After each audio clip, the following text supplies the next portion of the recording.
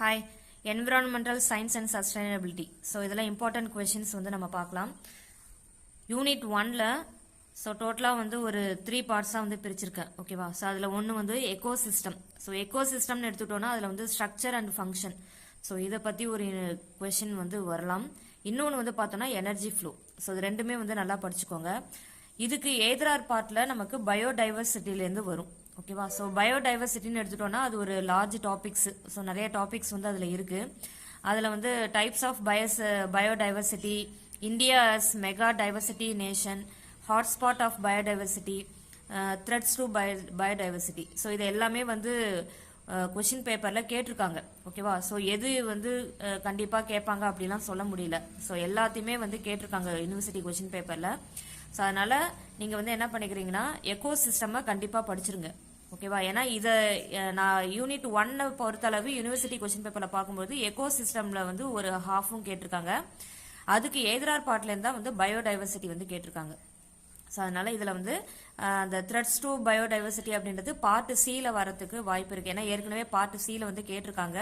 So இது கொஞ்சம் large topic அப்படின்றதுனால பார்ட் சியில் வர்றதுக்கும் நிறைய வாய்ப்பு இருக்குது. ஓகே, ஸோ நெக்ஸ்ட் யூனிட் 2 எடுத்துக்கிட்டோம் அப்படின்னா causes, effect, preventive measures of அப்படின்னு போட்டு ஒரு 4 பொல்யூஷன்ஸ் இருக்கு இல்லையா? Water pollution, soil pollution, air pollution, noise pollution. So இந்த 4 பொல்யூஷன்ஸை பற்றியும் கண்டிப்பாக வந்து படிச்சுக்கோங்க. Okay, causes, effect, preventive. ஒருவேளை உங்களுக்கு இந்த 4 பொல்யூஷன்ஸே வந்து எய்தரார் பார்ட்டில் கேட்டாலும் கேட்டுடலாம். ஓகேவா? ஸோ அதனால இந்த 4 பொல்யூஷன்ஸையும் வந்து நல்லா படிச்சுக்கோங்க. அதுக்கப்புறம் உங்களுக்கு டைம் இருந்தது அப்படின்னா அதுக்கு எய்தரார் பார்ட்ல வரக்கூடிய health and safety management system. So இதை வந்து படிச்சுக்கோங்க. ரைட்? ஸோ நெக்ஸ்ட் யூனிட் 3 வந்து எடுத்துக்கிட்டோம்னா டைடல் எனர்ஜி. ஓகேவா? ஸோ ஃபர்ஸ்ட் டைப்ஸ் ஆஃப் எனர்ஜியை வந்து படிச்சு முடிச்சிருங்க. ஓகே, ஸோ அதுக்கப்புறமா tidal energy, ocean energy, next வந்து origin and power plants of geothermal energy. ஓகேவா? ஸோ இது எல்லாமே நமக்கு யூனிவர்சிட்டி கொஸ்டின் பேப்பர்லையும் கேட்டிருக்காங்க. அதனால இதை வந்து நல்லா படிச்சுக்கோங்க.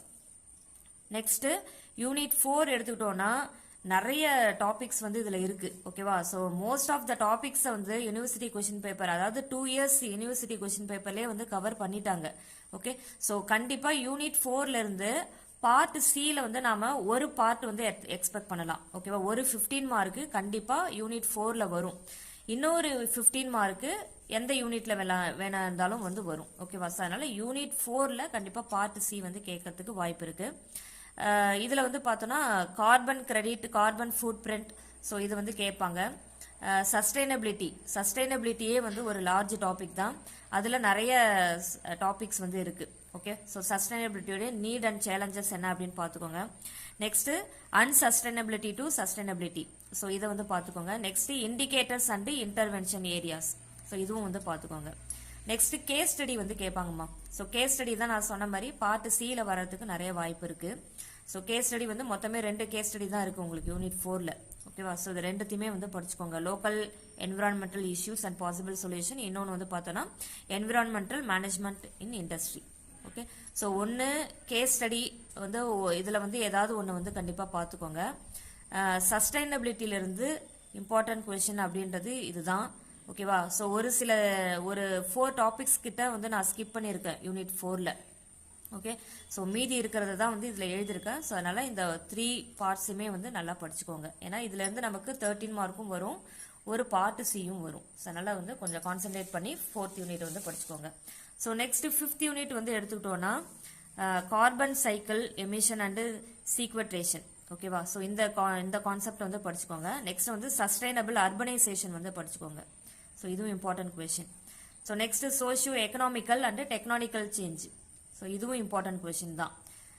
Sustainable transport and sustainable energy, இந்த 4 கொஸ்டின்ஸ் இருக்கு இல்லையா? இந்த 4 கொஸ்டின்ஸுமே உங்களுக்கு ஏப்ரல் மே 2023லையும் கவர் பண்ணியிருக்காங்க, நவம்பர் டிசம்பர் 2023லையும் இருக்கு. ஓகேவா? ஸோ 4 கொஸ்டின்ஸும் கவர் பண்ணியிருக்காங்க. அதனால இதை வந்து எழுதியிருக்கேன். இது கூட அடிஷ்னலாக 6 கான்செப்ட் வந்து போட்டிருக்கேன். ஸோ அது வந்து 50-50. ஃபர்ஸ்ட் இந்த 4 கான்செப்ட்ஸை படிச்சுட்டு டைம் இருந்ததுன்னா இது வாட் இஸ் வாட் அப்படின்னு சொல்லிட்டு பார்த்துட்டு போயிடுங்க. ஓகேவா? ஸோ என்விரான்மெண்டல் சயின்ஸை பொறுத்தளவு உங்களுக்கு சப்டிவிஷன்ஸ் கேட்கறதுக்கு நிறைய சான்சஸ் இருக்கும். ஸோ அதனால மார்க்குக்கு ஏற்ற மாதிரி நீங்கள் என்ன பண்ணிக்கணும் அப்படின்னா கண்டென்ட்டை வந்து கொஞ்சம் கட் ஷார்ட் பண்ணி எழுதுகிற மாதிரி வந்து ப்ரிப்பேர் பண்ணிக்கோங்க. ஓகே, தேங்க்யூம்மா.